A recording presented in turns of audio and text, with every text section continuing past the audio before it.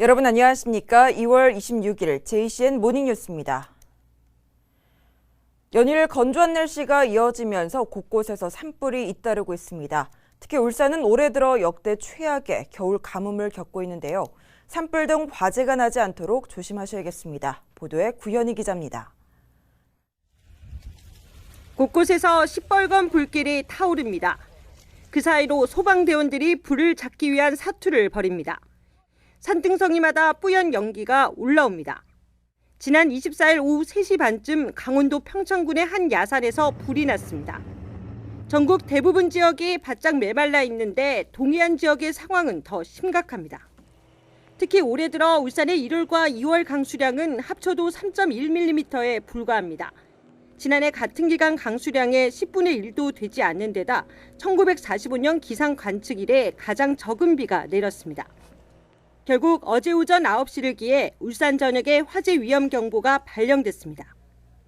화재 발생 가능 여부를 판단하는 지표인 실효 습도가 25% 이하의 건조한 날씨가 계속되면서 대형 산불 발생 우려도 높아지고 있습니다.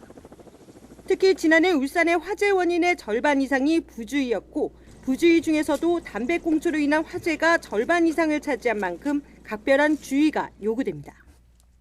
건조한 날씨와 잦은 강풍으로 화재 위험성이 증가하였습니다.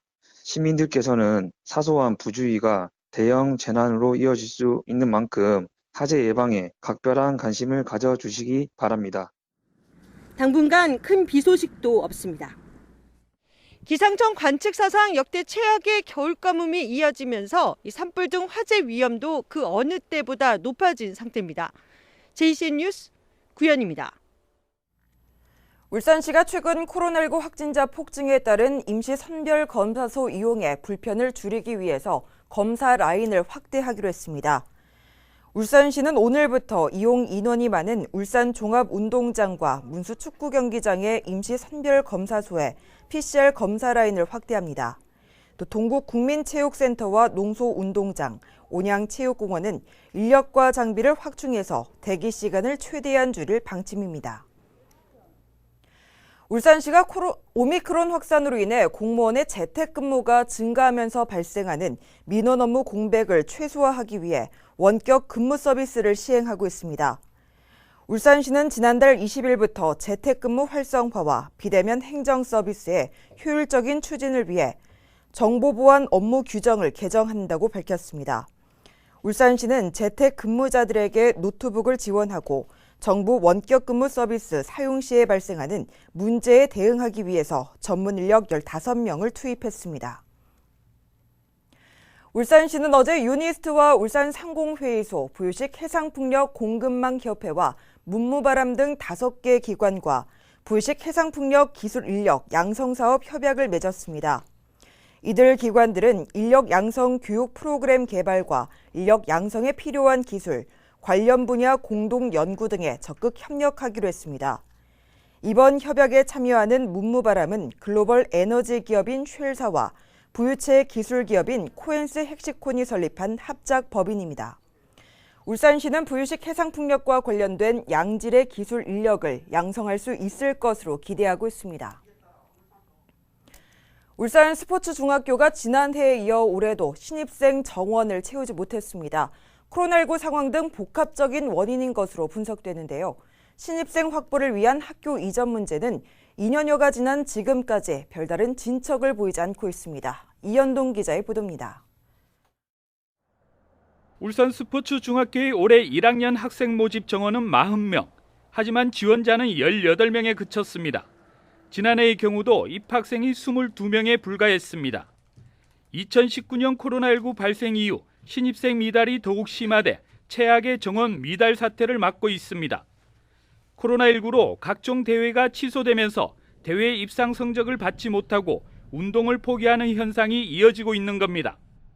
일단 코로나가 시작이 되니까 초등학교에서 운동을 할 수 없으니까 대회도 없고 이러니까 이제 초등학교 때 운동을 이제 특기자가 초등학교 특기자가 제일 많이 죽어버렸습니다. 전국적으로.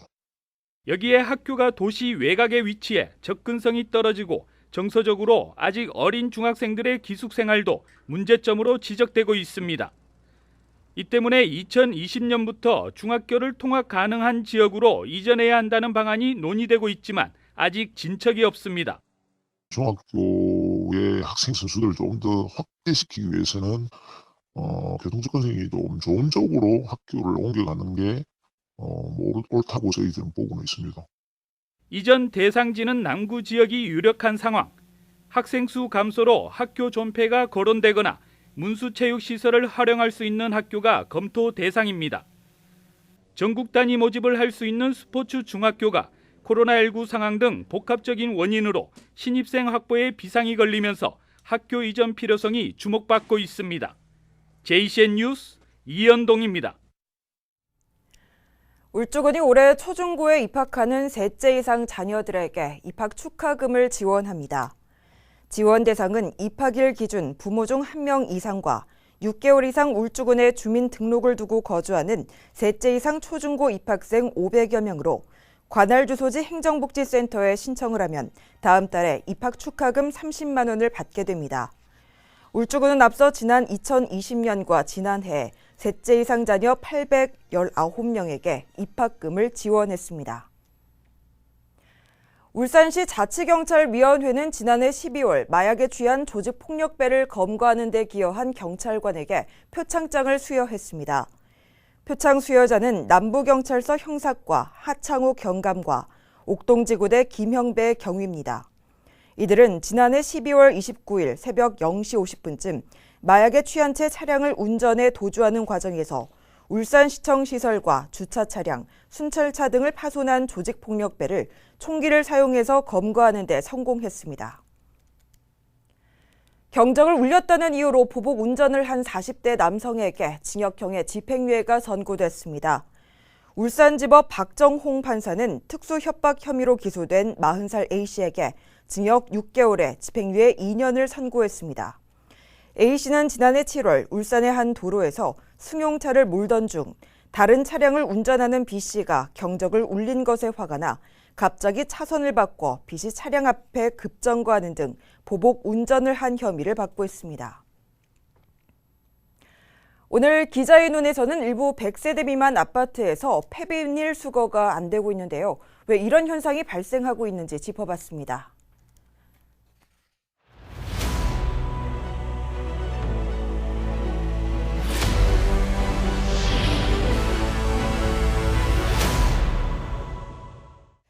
재활용품을 분리해서 버리면 그냥 깔끔하게 처리되는 것으로 알고 계실 텐데요. 일부 100세대 미만 소형 아파트의 폐비닐의 경우 수거가 되지 않고 있다고 합니다. 왜 이런 문제가 발생하고 있는지 박정필 기자와 짚어보겠습니다.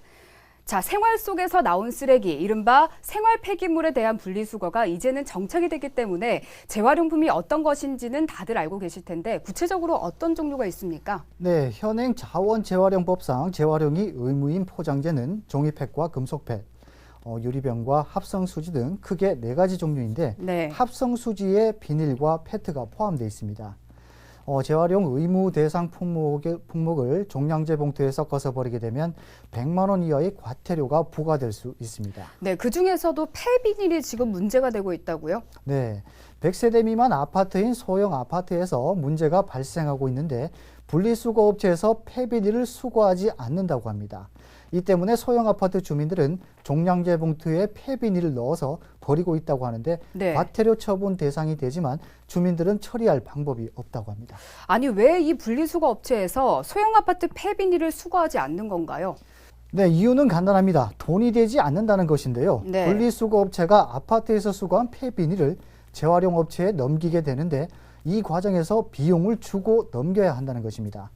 이 때문에 폐비닐 수거를 꺼리고 있는 겁니다. 주민들이 요청을 할 수도 없는 입장인데 네. 혹시나 다른 재활용품도 수거하지 않을까 하는 우려 때문이라고 합니다. 네, 대형 아파트도 마찬가지입니까? 대형 아파트는 반대입니다. 대형 아파트의 경우는 유리병과 페트병, 폐지 등 돈이 되는 품목들이 많다 보니 어쩔 수 없이 폐비닐은 끼워서 수거해 간다고 합니다. 소형 아파트는 돈이 안 되기 때문에 네. 안 걷어간다라는 네. 말씀이시죠. 보통 이 재활용품은 수거된 후에 다른 원료로 재생산이 되는데 폐비닐이 수거된 후에 어떤 용품으로 재생산되길래 돈이 안 된다는 거죠?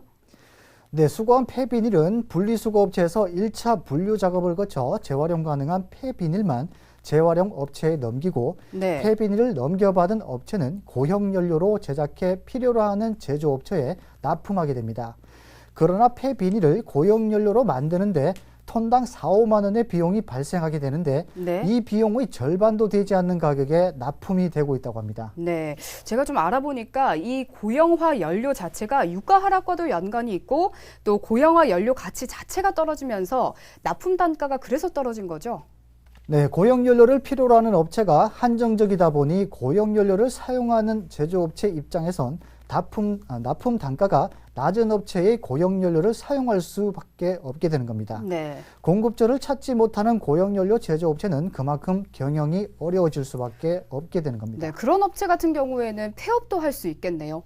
네, 현재로선 폐업보다는 외국계 네. 다국적 기업인 데올리아와 맥컬리 같은 회사에게 매각하는 방법도 있는데 몇 해 전 향토기업 유성이 매각되는 등 현재 매각 의사가 있는 업체도 두세 개가 업체가 있는 것으로 파악되고 있습니다. 네. 네, 관련 업체에서는 만약 다국적 기업에서 소각장이나 분리수거 업체까지 재활용 전반에 걸친 업체를 인수하고 자국 재활용품만 취급하면서 지역 재활용품을 받지 않는다면 대혼란도 발생할 수 있다고 말합니다. 네, 이 지역 재활용품을 받지 않게 되면 정말 쓰레기는 쌓여만 가서 쓰레기 대란이 일어날 수도 있는 거 아닙니까? 네, 외국계에서는 자국 내 공장을 신설하는 것보다 매입하는 것이 가격적인 측면에서 저렴하고 네. 환경 규제가 많다 보니 기존 업체를 인수하는 것이 용이하다는 겁니다. 외국계 회사들이 인수에 나서기 전에 지자체가 운영하는 재활용 센터를 조성할 필요성이 있다고 말합니다. 현재 흩어진 업체를 센터를 만들고 운영권을 준다면 크게 문제가 없다는 입장입니다. 인근 부산의 경우 자체적으로 운영하고 있는 생곡 재활용 센터가 있고 경주에는 폐기물 재활용 단지가 조성돼 있는 상태입니다. 그러면 흩어진 업체를 모아서 이 센터를 만든다고 가정을 하면 지자체는 비용을 지원하는 역할을 하게 됩니까? 네, 운영과 관련돼서는 울산시에서 그 비용을 지불하고 네. 그런 업체들에게는 운영권을 줘서 자체적으로 네. 운영할 수 있도록 돕게 하는 것입니다. 네. 이 찾아보니까 이 대구에서도 시 자체에서 뭐 환경 블로그를 운영하기도 하고 많은 환경 정책과 관련해서 많은 노력을 하고 있던데 울산시도 이미 폐 비닐과 관련해서 문제도 발생한 만큼 경각심을 가져야 할 부분이 아닐까 싶습니다. 폐 비닐에서 시작되고 있는 작은 문제는 지역의 환경 문제로 크게 번져서 재활용품 대란으로까지 이어질 수 있습니다. 지난해 국가적으로 요소수 사태를 겪은 경험이 있죠. 작은 불씨가 큰 화재로 번지듯이 울산시는 앞으로 지역 재활용품에도 신경을 쓰고 혹시나 하는 대란에 준비를 하는 자세가 필요해 보입니다. 박정필 기자와 얘기 나눠봤습니다. 고맙습니다. 울산에서 백혈병 진단과 치료를 위한 새로운 관계기관의 협력 체계가 구축됩니다. 유니스트는 어제 자연과학관에서 울지대학교 병원과 대웅제약, 국립암센터 등 13개 기관이 참여하는 백혈병 초정밀 바이오 연구단 출범식을 열고 향후 추진할 연구와 관련된 학술 세미나를 진행했습니다. 백혈병 초정밀 바이오 연구단은 의생명과학과 임상, 인공지능 기술이 융합된 세계적 수준의 백혈병 연구센터 구축을 목표로 결성됐으며 백혈병의 기초 연구를 바탕으로 맞춤형 진단 키트와 치료제 개발을 추진해 나갈 계획입니다. 중구청이 지역의 매력을 널리 알리기 위한 백초 영상 공모전을 개최합니다. 공모 주제는 중구의 역사와 관광 자원, 문화 등을 소재로 코믹, 패러디, 애니메이션 등 100초 이내로 제작해서 출품하면 되고 접수 기간은 다음 달 1일부터 6월 30일까지입니다. 전 국민 누구나 개인이나 팀 단위로 최대 2개의 작품까지 응모할 수 있고 모두 10개 작품에 대상과 금상 등 상금 600만 원이 수여됩니다. 북구청은 어제 울산 테크노파크와 2022년 중소기업 기술혁신 지원사업 업무 협약을 맺고 미래 자동차 산업 육성을 위한 기술혁신형 기업을 육성하기로 했습니다. 이번 협약 체결로 북구청은 3억 원의 사업비를 투입해 시제품 제작과 제품 고급화, 국내외 특허 인증 등 4개 지원 사업을 울산 테크노파크와 공동으로 수행하게 됩니다. 북구청은 지난해 기술혁신 지원 사업을 통해 35개 중소기업을 지원하고 신기술 개발과 시제품 제작 등으로 매출 73억 원 증대, 수출 9억 원 성장, 신규 고용 99명 창출 등의 성과를 거뒀습니다. JCN 모닝뉴스를 마칩니다. 함께해 주신 여러분 고맙습니다.